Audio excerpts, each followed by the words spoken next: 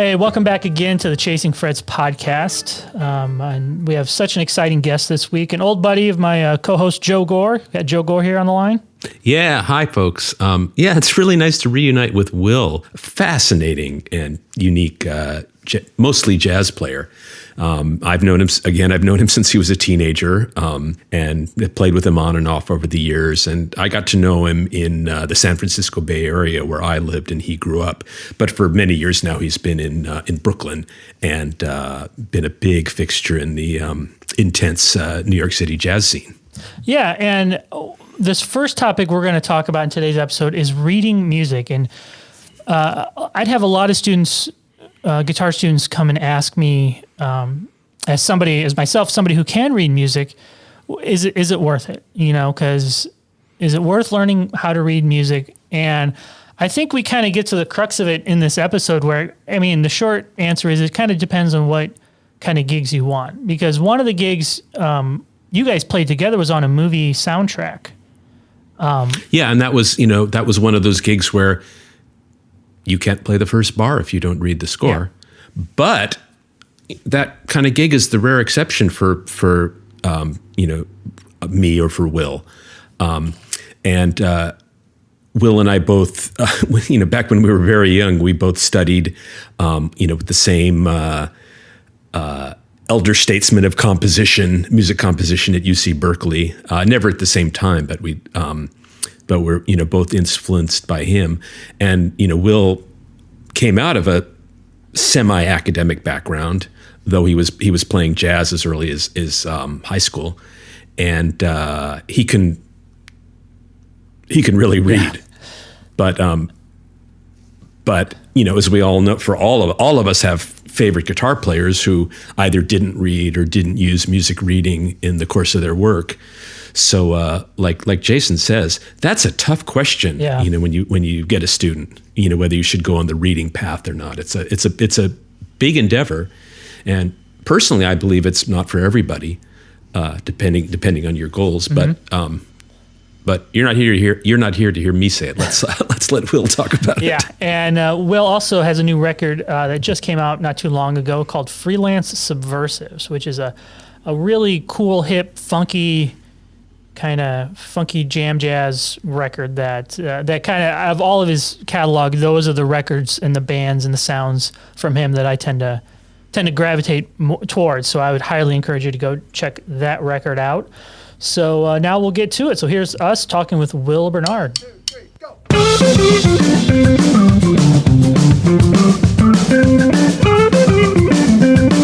And we have one of Joe's old friends joining us this week, Mr. Will Bernard. Will, welcome to the podcast. Hey, pleasure to be here. So we were brainstorming ideas, and one idea that kind of came to mind when Joe and I was talking, because he mentioned two places where your paths, Joe and Will, your paths had crossed. One was recently at a movie scoring session. You guys both played on a soundtrack, right?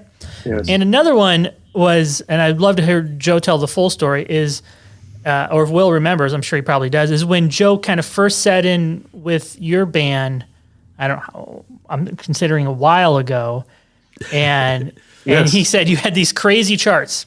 And the thing that kind of tied those two crossroad points together was the fact that you both excellent music can read music. And for guitar players, that's kind of a rare, or at least to do it at a professional level, is kind of a rare trait. So I'm really interested in hearing both of you guys talk about your process for how you kind of got into that and where you feel it fits within your playing, and what kind of doors also it's opened over the years. But Joe, can you tell me first, kind of reiterate that story about you sitting in with Will's band?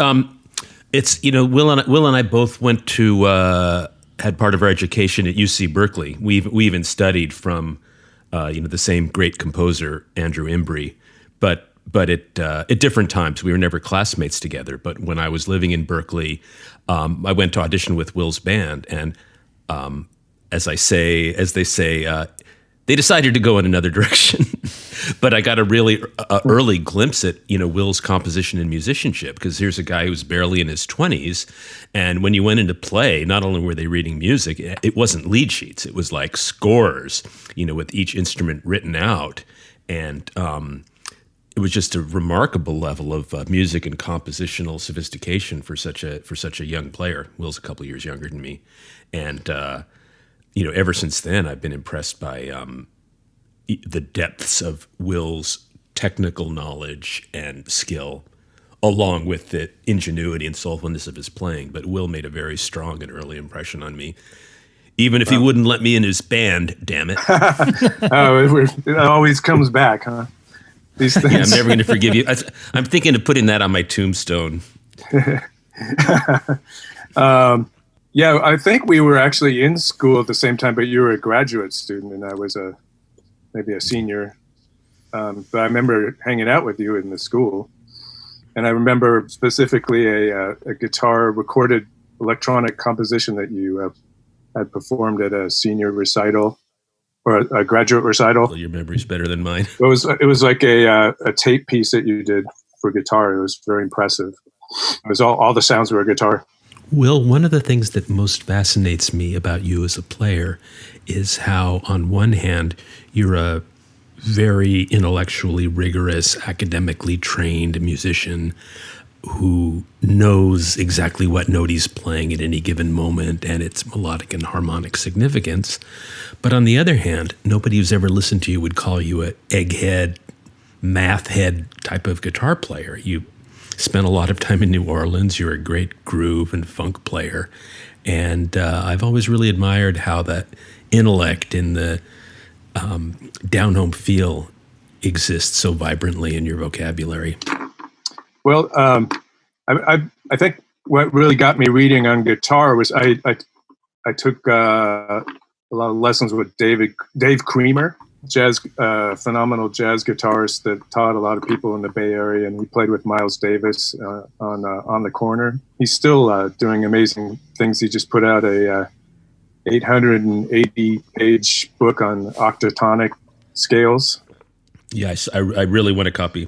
So he had this pretty intense approach, and he really made me work hard. First, I wasn't a very good reader, and then he would play some kind of licks, and I'd have to learn them, and he'd just make me play them over and over and over again. And eventually, I started being able to read better. So he'd put it out, and I'd be able to read it. It really helped. And then I studied classical guitar for a while when I first went to school at SF State. And I felt like for me, the repertoire wasn't that great for like classical guitar. So I sort of I felt I should play piano, work on my piano more, just to become a composer and, be able to read scores and write my own stuff. When I was at UC Berkeley, that's what I was concentrating on was piano, and I wasn't even playing guitar that much when I was there. That I had the completely parallel path of you start out enthusiastic about classical guitar, and then you start learning more about composition and musical analysis, and then you start to realize the classical guitar repertoire, while very pleasant, is pretty darn thin.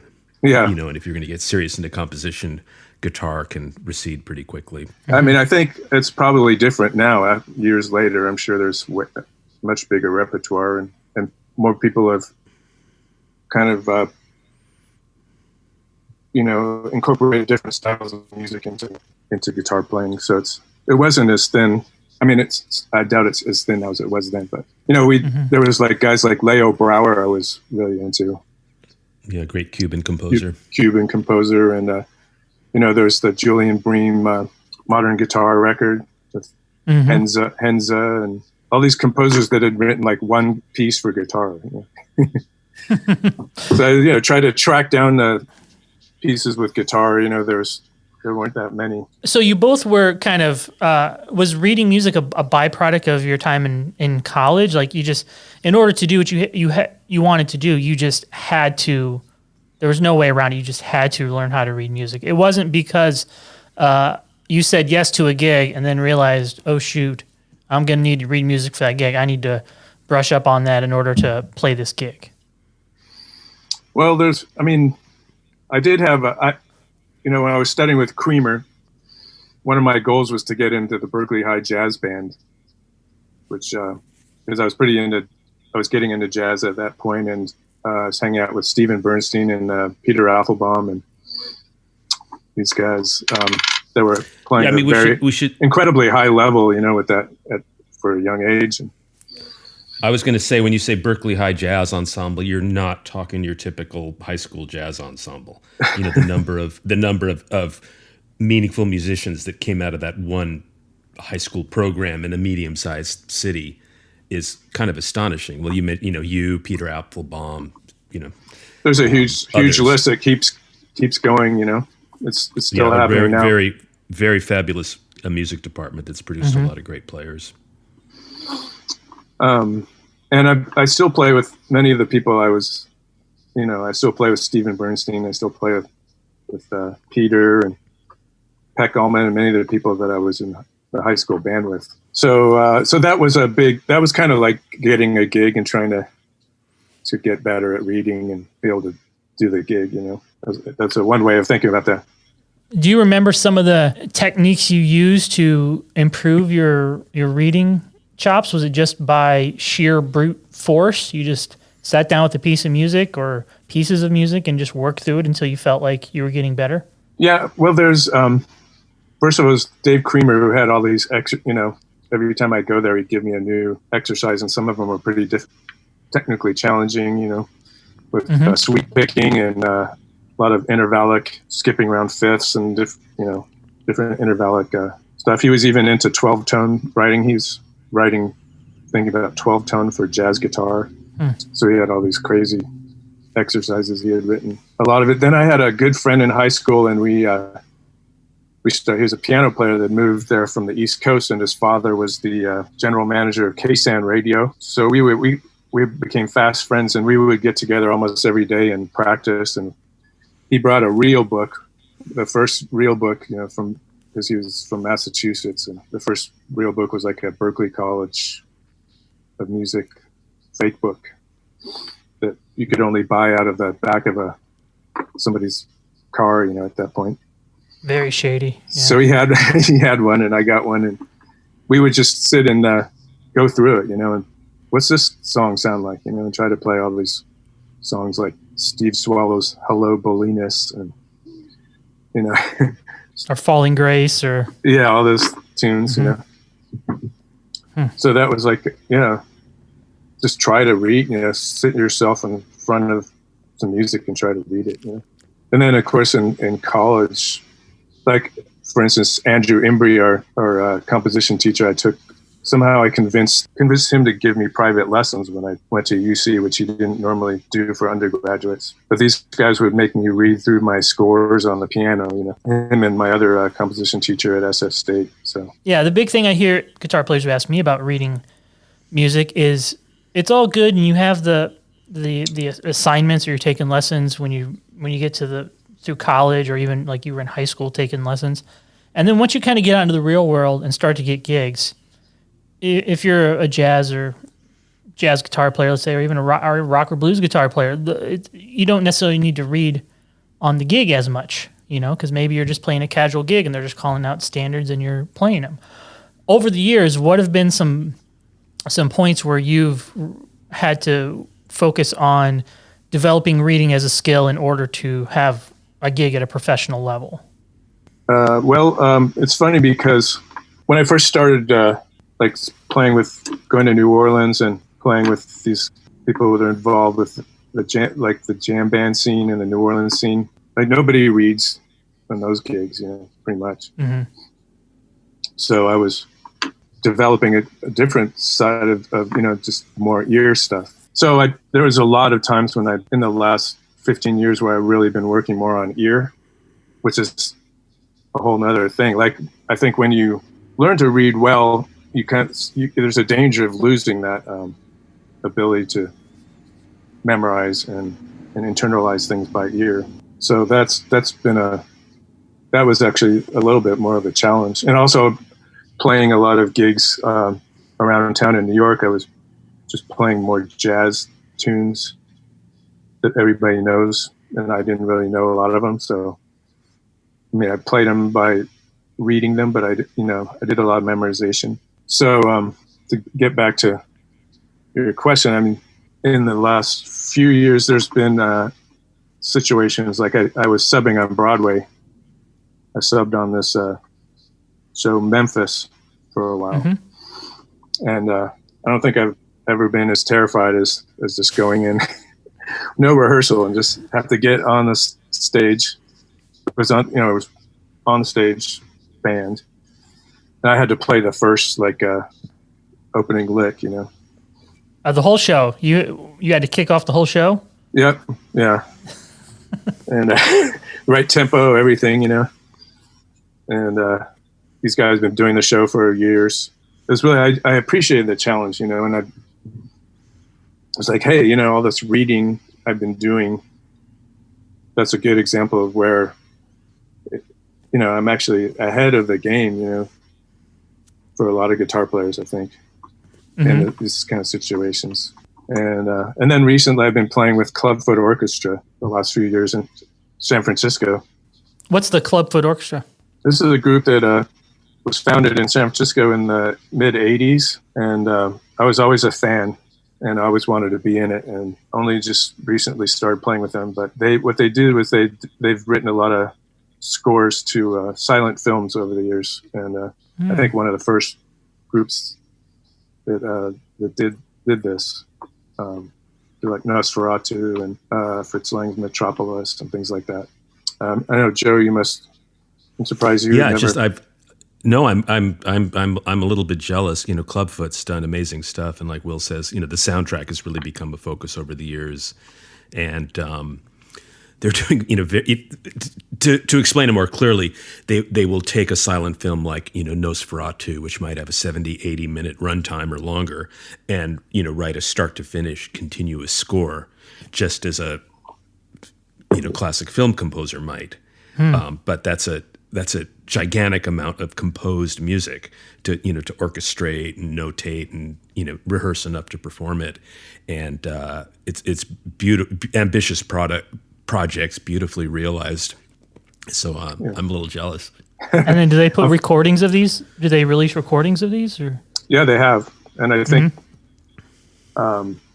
there's a lot of stuff on YouTube. Some really good videos on YouTube of them back in the day when they're prime. Not that they're in their prime now, but they don't play very often. But they did one of the most challenging reading things maybe I've done in a long time is they did at the Castro, was it last year or year before, they did a 35-year anniversary concert where they did almost like a good quantity of the movies that they've done. They did three separate performances, of different, each one having different movies. And the last one being Metropolis, which is, I think, their most ambitious one. And it was just so much reading and following a conductor, Yeah. It really kicked my butt. Anytime I've been in, I do a fair amount of like pit musical work around town, and obviously it changes from show to show, but there'll be times where, okay, I feel like I have the dots on the page I can work out, but it's the matter, maybe this was the case also with you in Memphis, it's the matter of syncing that up with a real live person who from night to night could be doing things slightly differently, and for good reason. They want to keep it in sync with the actors and everything on stage. But that to me is like such its own skill, following a conductor as a guitar player, because we don't have that experience. Even in high school and college jazz bands, I'll either see them kind of just doing a standard swing pattern, or a lot of times conductors will kick off the tune and then just walk to the side of the stage and let the band take over, and we just play.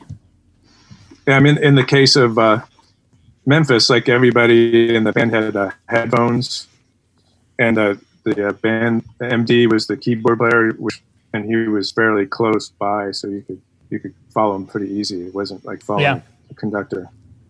But Clubfoot is more difficult because kind of in the back with the rhythm section, and then you have to look fairly far away to see the conductor, and you're looking at the film over to your right side at the same time, So I found that challenging. As Joe said, I'm the more I'm learning about this, I'm kind of getting slightly jealous too. That I would love to do. Well, it's a culture thing too, because if we were trumpet players, we would have been in grade school and middle school acquiring the habit of playing in sync with the conductor. And you Jason, you mentioned jazz ensemble or so forth, but for most of us guitar players, we learned to play mostly sitting on our bed hiding from our parents. Yeah, exactly. You don't necessarily have that kind of we don't necessarily have the kind of the specific kind of ensemble playing experience that a lot of people who grew up playing band or orchestral instruments have. Right. And another thing over the last years, Stephen Bernstein has a group called Millennial Territory Orchestra. Yeah. Which morphed into the Butler Bernstein and the Hot Nine. Mm-hmm. So I was one of 3 guitarists doing that gig. Matt Munisteri and Doug Womble were like the first call guys, and I've been doing it, before I moved here. But gotten to do a lot of great gigs with that group. I say that group, even though it's 2 separate groups, but basically the same ensemble, which is like a 10 piece group. So yeah, one of the things that Steve liked about having me in the group is that I could read really well. Oh, anytime, and I've noticed it here, even in Iowa, anytime the word gets out amongst a certain group of people that there's a guitar player in town that can read music, like you become a little bit more popular for certain gigs, Well, one thought about reading, and I don't want to speak for Will, but because we share so many common roots, I wonder if this is part of your experience at all. That even in a world where much of the time reading isn't part of the gig, and in this conversation we're talking gig when you have the reading gig on Broadway, blah blah blah. Obviously, many guitar players have long careers without reading anything, but it's always struck me that one of the best benefits of being a reader is that it allows you to conceptualize things that you can't yet play yet. Learning to read and write music gives you an ability to think about music in abstract terms, and you can compose something that doesn't exist yet, that your hands can't quite do yet.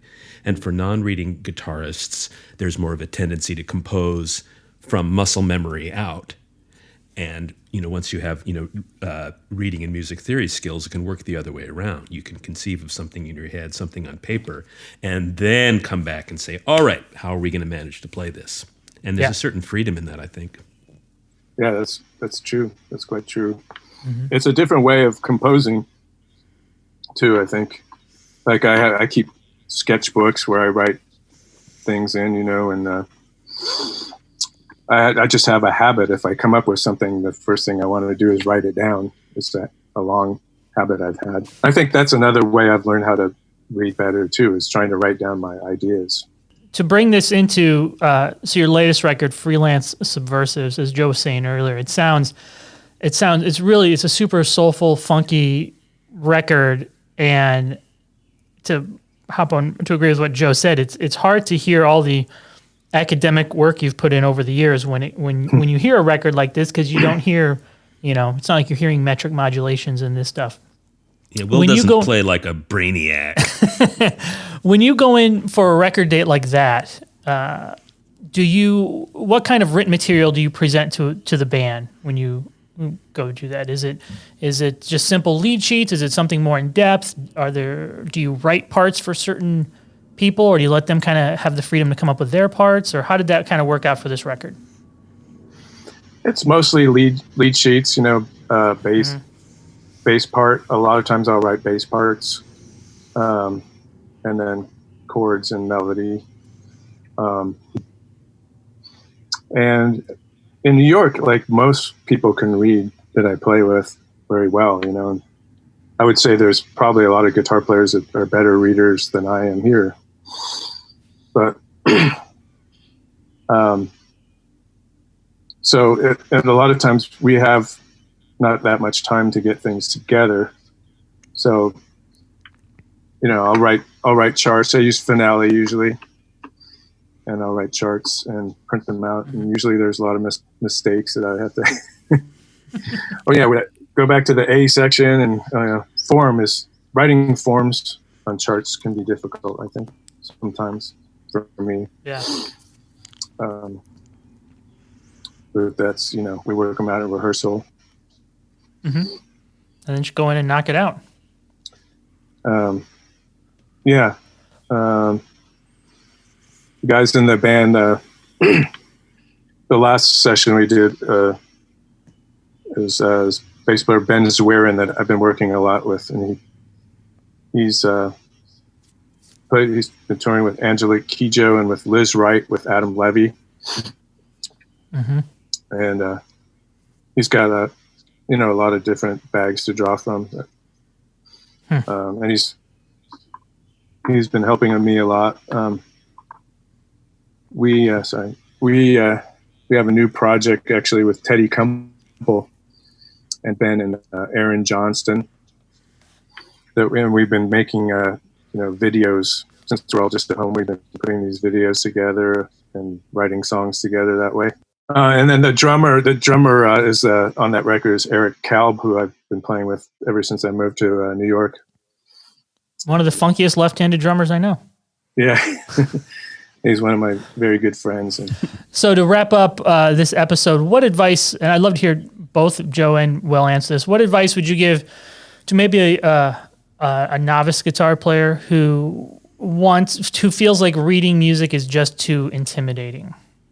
Well, I mean, nowadays there's so much stuff online, YouTube, and a lot of examples are written. And I see there's a lot of written music out there that people can see online, download, whatever. It's very accessible now.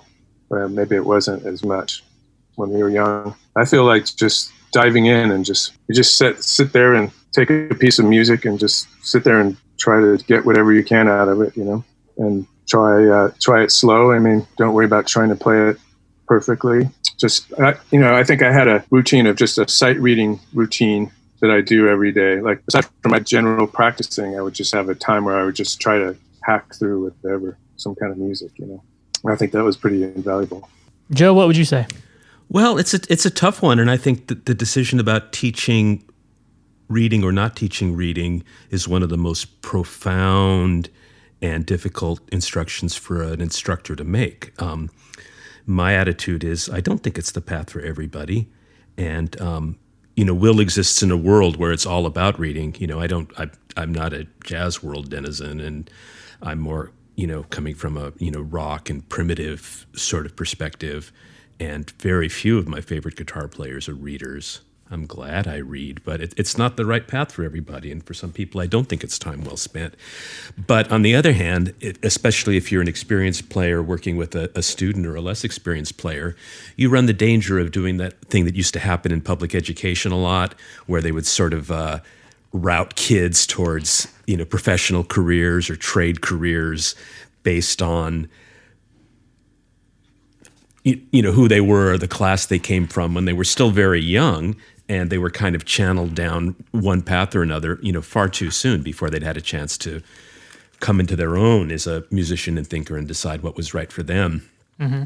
So it's tough. I mean, I wouldn't want to condemn a student to a future of non-reading and close that door for them. But on the other hand, it's, it doesn't come up that much professionally. I think it's important for the reason I mentioned conceptually. Will is focusing in on one very specific corner of the guitar universe where reading is an essential skill. Playing in pit bands, playing in soundtracks, walking into jazz gigs and being able to read charts, without a rehearsal. And if you're flying in that strata, no question about it. And you've got to use whatever means necessary to acquire that skill. That's a long-winded way of saying, God, it depends case by case, and it's a tough decision for both teacher and student. Yeah. But one example I was thinking about was people who learn from reading guitar magazines, like your guitar magazine. A lot of the examples are written in regular notation or tab. So, for me, looking at tab is almost as hard as reading music. It's like a skill. I feel it's kind of like a skill to read tab. I think it's a lot harder because you have to guess. Because tab is very, very good at teaching you the pitches and the order in which they occur. but it tells you nothing about rhythm or articulation. And I find reading tab really hard. Yeah, me too. And I feel like, well, if you're going to spend the time trying to learn how to read tab, why not learn regular notation? See, and that was in my generation, I read tab way before, and I could read tab super fluently before I even thought about learning how to read music. But I started as a music major in college, not knowing how to read a single note of music. And I remember my first assignment in freshman theory was write out all the major scales in 12 keys. And I remember just putting my head in my hands and saying, "This is not, this is not for me." You know what I mean? But you're not alone. You're not alone in that experience, man. Thousands of, untold number of, especially students who are making a transition from playing in a pop idiom. They're the best. Hot guitar soloist in high school, and then then okay, can you write all major and three forms of minor scale in all 12 keys? And that's many people have foundered on those shoals. Yeah. So, well, I learned present company accepted. Well, I learned a whole bunch today, fellas, from getting nerdy and talking about reading music. So we're going to be back later this week with a couple more episodes with Will. So make sure to tune in, and we'll see you later.